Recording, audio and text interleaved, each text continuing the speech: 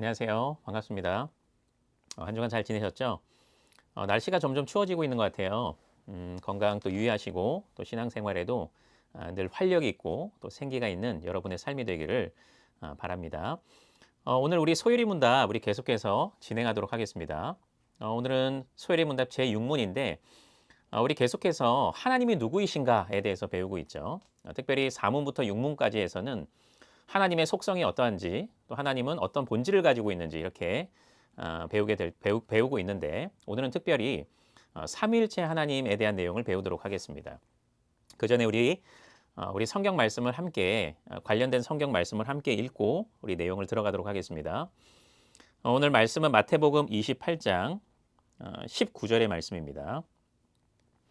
마태복음 28장 19절의 말씀 우리 다 함께 봉독하겠습니다. 시작. 그러므로 너희는 가서 모든 민족을 제자로 삼아 아버지와 아들과 성령의 이름으로 세례를 베풀고. 아멘. 자, 우리 오늘 이제 삼위일체 하나님에 대해서 배우도록 하겠는데요. 제가 여러분에게 질문을 하면 여러분은 그 전에 하던 대로 우리 구역원들과 함께 그 문에 답하면 되겠습니다. 제6문입니다. 하나님의 신격에는 몇 위가 계신가요?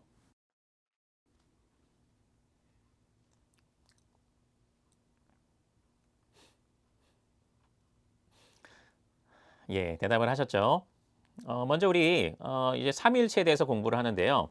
사실 삼위일체 교리는 다른 여러 교리들 중에서 가장 어렵다고 여겨지는, 그러니까 이해하기도 어렵고 어떤 개념 자체가 좀 어렵다고 이렇게 생각되는 그런 교리입니다.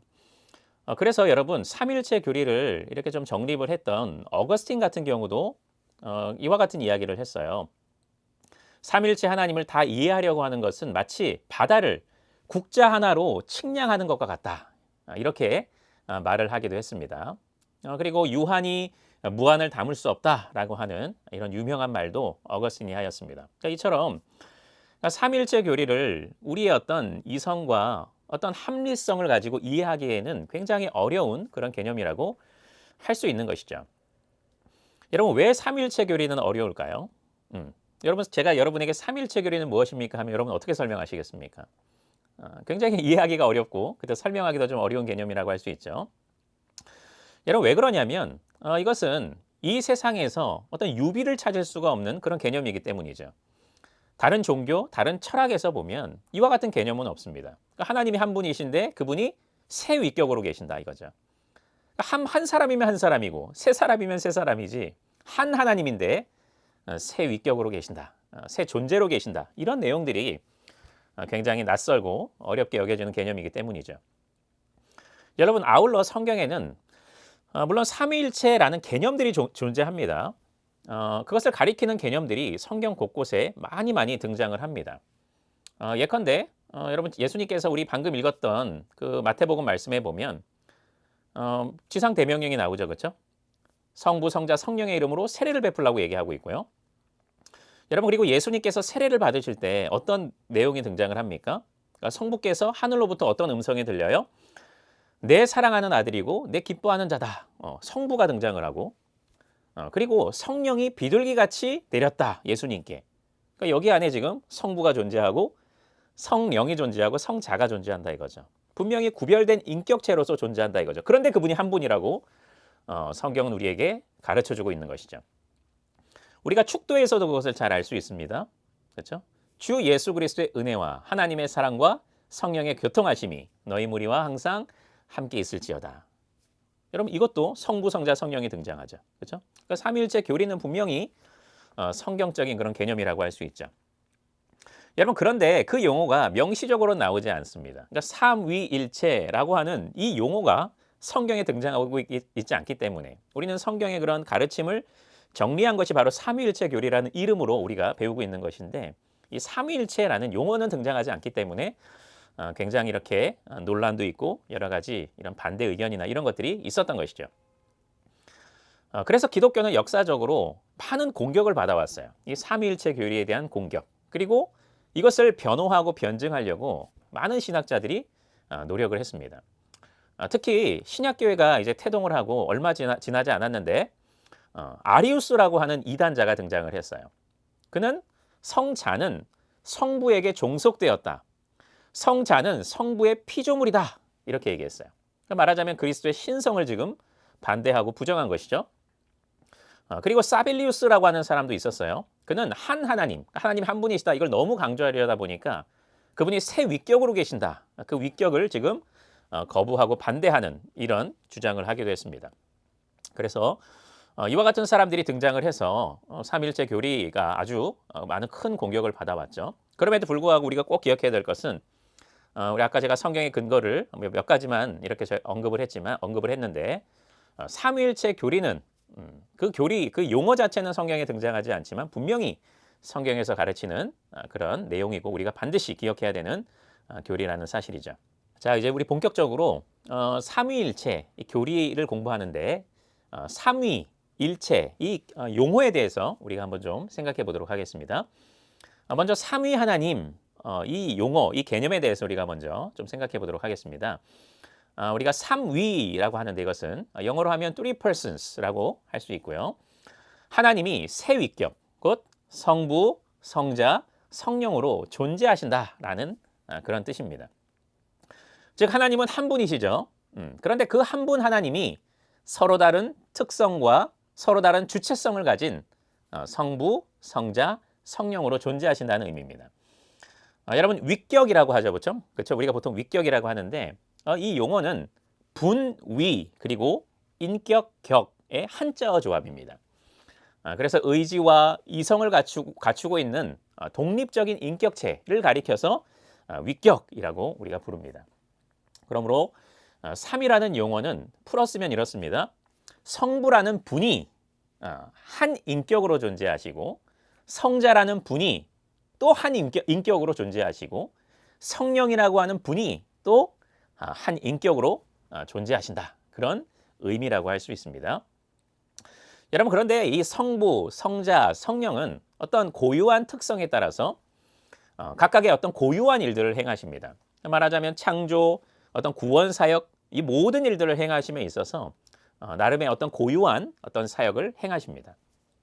성부는 먼저 창조와 구원 사역에 있어서 모든 일들을 계획하시는 분이 누구시냐? 바로 성부이십니다.